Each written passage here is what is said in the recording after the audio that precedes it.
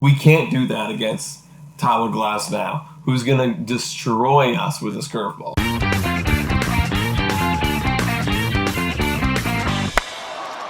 Hello, and welcome to Blue Jays Today, where we always have something to say about the Blue Jays. I'm your host, Adam Peddle. And I'm your host, Nicholas Playlog. And today, we're coming at you with a reaction video. This is straight up maybe... What, 6 minutes? 6 minutes, past 5 minutes. Yeah, like literally, like it's like know. we just finished. The game just finished. This is the reaction video of Game 1 versus Tampa Bay. Before we get into it, please make sure to like and comment and subscribe to our channel and ring the bell for notifications. Let's talk about this game. We were kind of talking about it with people, but we weren't actually really talking about it with each other. Yeah, we were on the live stream. Yeah, we had a live stream going kind of the whole time, but we were also like majorly in the game. Okay, like we lost. We lost 3-1. We lost. What are some takeaways for you? Well, I mean, you know, obviously there's the whole, you know, takeaway of like, oh, we took Matt Shoemaker out of the game way too early, but you know, it ended up being like not a bad decision because only Robbie Ray gave up one earned run. You know, through 6 innings, we only gave up 1 run. So in the end, like that's a pretty good decision by Charlie Montoya. But you know, our offense overall was just not there. We just weren't hitting. Yeah, no, at all. I don't think that the offense was on at all today. I think that we played, and I said to Adam maybe like a minute ago before we started this podcast that we were playing Tampa Bay's game today. Yeah. We were getting behind in counts early, and when you have pitchers like Blake Snell, like Nick Anderson, who have incredible secondary stuff to their fastball, you can't get behind early. Because now, like, the video that we had prior to this, we were talking about what needs to be our game plan for Blake Snell. And the answer was, you can't hit his slider. It's too good. Yeah, he was unhittable. And we kept getting behind early on him, and then getting to a point where we had to try and hit the slider, because that's where he's going after he nails you with the fastball. And we weren't capable of doing it today. Like our strength coming into this game was our offense. Mm-hmm. Our offense was hot as hell coming into this game. And, you know, a lot of people were, even us too, we were questioning, why is Matt Shoemaker playing this game? But Matt Shoemaker did his part. Mm-hmm. And whatever part that meant for Charlie Montoya obviously had a predetermined game plan. And he was going to take Matt Shoemaker out of the game in the 3rd inning no matter what. No matter obviously. What, yeah. He was pitching he almost couldn't have been doing better than what he was doing. He was pitching incredible. He literally, like the last inning before he got taken out, he was at 34 pitches, by the way, through 3. So that's an average of like 11.3 pitches per inning. And the inning prior to him getting taken out, he was very close to throwing an immaculate inning. Yeah, literally. We were rooting for it on the line. We're like, we're some bitches away. We were straight up rooting for this guy to toss an immaculate inning. Charlie Montoya took him out. Here's the thing. I understand when you look at the base of, we brought in Shoemaker for 3. We brought in Ray for 3. And it worked when you look at the whole stats of, okay, we only let up one earned run through 6. But I'm also going to say, one thing that I noticed was that 1 earned run was right off the top, when Robbie Ray was getting warmed up. Yeah. And then the other 2 runs that we gave up were right off the top when AJ Cole was getting warmed up. Yeah. If we would have kept Shoemaker in there longer, until maybe 5 or something like that, would we have given up that first initial run? Would we have given up the 2 from AJ Cole later? I'm so down for that. Like, I'm so down for keeping Matt Shoemaker in for 5 innings. Mm-hmm. But then I'm going to throw in the argument of someone else being like, oh, woulda, shoulda, coulda. Oh, woulda, shoulda, coulda. I do think that we shoulda.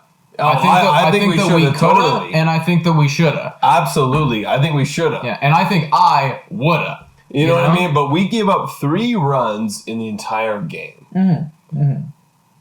That's not a lot of runs. You know No. what I mean? Like, we did, like, pitching, if you were to make an argument, like, pitching did their job. Yeah, Pitching exactly. did their job. I completely agree. And, you know, like, Charlie Montoya's game plan, like, I think that we can break it down and we can say this is not what I would have done. And had you done it differently, maybe we were looking at, you know, 1 or 2 runs instead of 3. But you're right. The onus, I would say, is not largely on the pitching, but it needs to be put onto the offense here because it clearly, like, we weren't stringing together hits. Yeah. We were lucky if we got, you know, even on base for an inning. Like, Yeah. Like, the Rays put, you know, obviously you have fucking Blake Snell. You know, Blake Snell is going to dominate us. Mm-hmm. We knew Blake Snell was going to dominate us. You know, we didn't know how much he was going to dominate us. But he's dominated us pretty well. Then you had Castillo come in, who is their number 2. but in the we bullpen. did well on Castillo. We did do well. Yeah, you we know, got him out we after actually 2 broke batters. through. We actually broke through. But then, you know, their closer, Yeah, Nick Anderson. and then they got Nick Anderson in because That's when I I think was that in we defeat. got 2 men on from Castillo. Yeah. We got 2 men on. And I think we got 1 man out from him. And then they were like, no, let's put in Nick Anderson. And Nick Anderson did the business as he Nick can. Anderson dominated. And he pitched very, very well. Like, no disrespect to any of Tampa Bay. Like, and you know what? Like, I understand it's like our hitters did their best. Their pitching outdueled us. Yeah. And you know what? Like, I could sit back and say to you, you know what? Like, they were really good. They did their best, and they did. But when you're in postseason baseball, you know, sometimes your best isn't quite good enough, and we do need to hit off of these guys if we want to have any chance of taking Game 2 away from them. So, yeah. Game 1 ended up being 3-1 for Tampa Bay. They get the first game of the series, which we predicted. Mm-hmm. You know, we predicted that we would lose Game 1. However, we do have a race. Hyunjin Ryu coming into Game 2 against their second pitcher, Tyler Glasnow, coming in.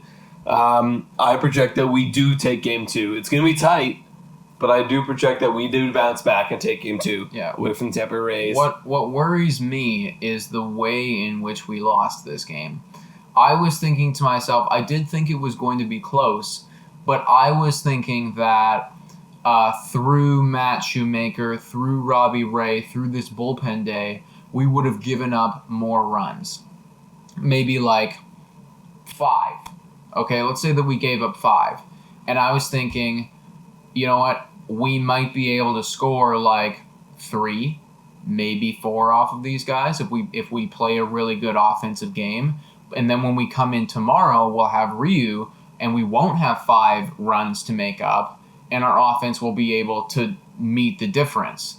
What worries me is that we were only capable of getting 1 run off of this Tampa Bay pitching. I will say that they did play literally their best pitchers against us today. They did. They played They did. all of their best pitchers today. We're not going to get Snell, and You know? we shouldn't get Nick Anderson tomorrow either. No. You know, Well, they might, though. They might. They might pitch They might. Nick Anderson against it's us. possible, but they could be saving him for that 3rd game. I could see them doing, because he did pitch like, what, 2? He did 2 pitch a innings couple. and a bit? He did. 2 and a bit, Yeah, I think. I can pull it up right now, beautiful. actually, and tell you. Yeah. Like, he was in there for a little bit. Nick Anderson, because in a playoff run, you want to pitch your best pitchers no matter what. You know, so you know Tampa Bay Rays playing Nick Anderson 3 out of 3 games wouldn't surprise me. Yeah, he pitched. Okay, you know what? He pitched 1.2 innings, so it's. I think he could pitch again. Yeah, it is. Yeah. It's definitely. If the possible. game determines it, like they need to lock in that Game 2. Mhm. I think absolutely they're going to pitch Nick Anderson against Yeah. us if Yeah. they're winning or if it's even close or tied. I can see them doing. And also too, you know, this is something that I'm just taking note of right now. But you know, we K'd on Blake Snell 9 times through 5.2 innings, yeah, and Blake He's a strikeout Snell machine. is a strikeout machine. But who's even more of a strikeout machine is Tyler Glasnow. And we have Yeah. Tyler Glasnow coming in tomorrow, you know, Yeah. and we have to avoid the Ks on him, man. It's like Yeah. he can't go 6 innings on us and get 12 Ks Look, because we're gonna lose that game if he does that. my thing on Tyler Glass now is he's such a straightforward pitcher in terms of you cannot fall behind against Tyler Glass now. You cannot. Because why? Because he's going to come out with his breaking ball, his one breaking ball, which is the curveball. Yeah. And his curveball batting average is sub 200. Mm-hmm. And if we go behind the count, we're gonna face a curveball. Yeah. He's gonna absolutely destroy us. Mm-hmm. But his fastball is hittable. His most easy pitch to hit is his fastball, regardless of his changeup. His changeup is actually very easy to hit. It's like sub 300. But he tosses that only like 5% of the time, or like even less than that. No, it's 1% of the time. It's literally 1% of the time. It's so garbage. Because what I say is he's like working on it, like he's trying to work on it throughout the season. But regardless, you have to attack the fastball early. So many times tonight have I seen our Blue Jays hitters getting behind in the count, trying to work their way back. But now they're working their way back against Blake Snell's changeup, slider, and his commanding fastball. We can't do that against Tyler Glass now, who's going to destroy us with his curveball. Well, I mean, we need to gear up because I thought a lot of the game actually, we were looking for the fastball, and I noticed that from our hitters. And they were just clearly incapable of hitting it. And it hit velocities. Like in that last at-bat there from Hernandez, he was 3-0. Gurriel was on second. And he had the green light the whole time. And he ended up K-ing. The first two were fastballs. And they were down there. They were hittable. He missed them. And then because he got to a full count, the guy hit him with an off-speed stuff and caught him looking completely. But that comes down to when you work yourself up, and he had a great at-bat to work himself up to 3-0 on that guy, you have to then be capable to put the barrel on the ball when he comes at you with his 98-99. And it's very difficult, but that is the way that we're going to win against Tyler Glasnow tomorrow. And that's it. It's like, we know he's elite pitching. Mm-hmm. They've got elite pitching. Yeah. And if you seriously, Blue Jays, want to contend, you want to be contenders, you have to actually beat elite pitching. Yeah, that is. That's it. And hey, listen, we've talked, anything beyond this is gravy.